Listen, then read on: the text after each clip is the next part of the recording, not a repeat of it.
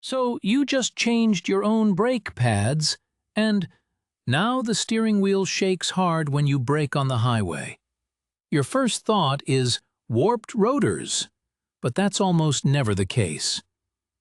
The real problem is an uneven rotor surface, and it comes from two very common mistakes made during that do-it-yourself brake job. Let's be clear, cast iron brake rotors are incredibly tough.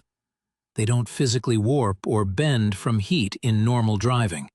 That shaking you feel is almost always caused by something called disc thickness variation. This just means parts of the rotor surface are slightly thicker than others. This is usually caused by one of two things: not bedding in the new pads correctly, or tightening the lug nuts unevenly. First, let's talk about bedding in your pads. When you put new pads on old rotors, the new pad material needs to leave a perfectly even, super thin layer of itself on the rotor. We call this a transfer layer. This doesn't just happen on its own.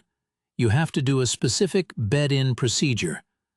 This involves a series of hard, controlled stops to get the brakes hot, which allows that transfer layer to form smoothly. If you skip this, or if you do a panic stop soon after installing the pads and then hold the brake pedal down while stopped, you create a problem: the hot pad. Material basically stamps a high spot onto that one part of the rotor. This little hardened spot, made of pad resins, is called cementite.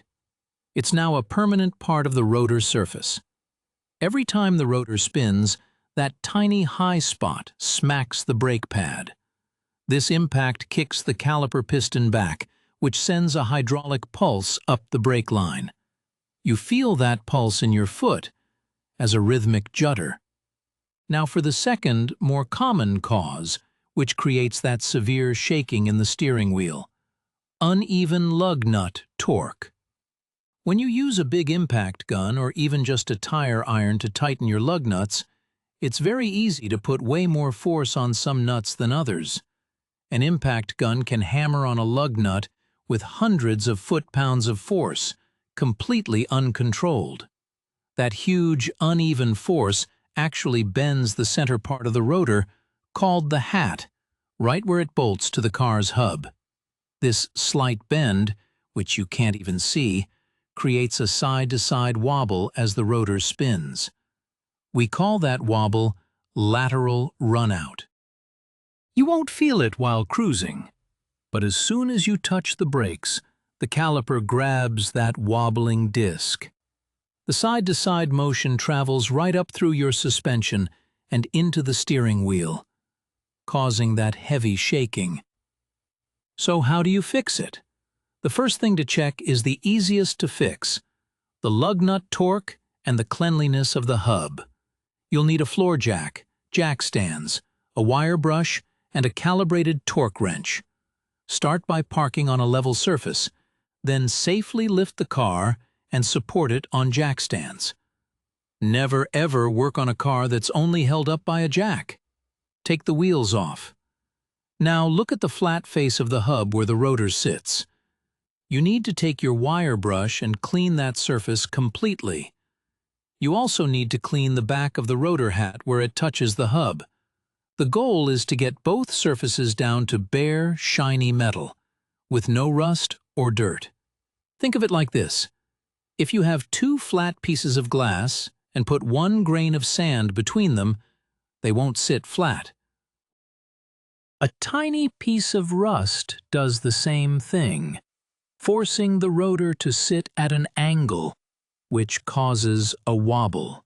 Once both surfaces are perfectly clean, put the rotor and the wheel back on. Spin the lug nuts on by hand until they're snug. Now, lower the car just enough for the tire to touch the ground. This stops the wheel from spinning while you tighten it, but doesn't put the full weight on it yet. Set your torque wrench to the exact number listed in your owner's manual. Do not guess this number. A common spec is between 80 to 100 foot-pounds. but yours might be different. Now, tighten the lug nuts in a star pattern. That means you tighten one nut, then the one directly across from it.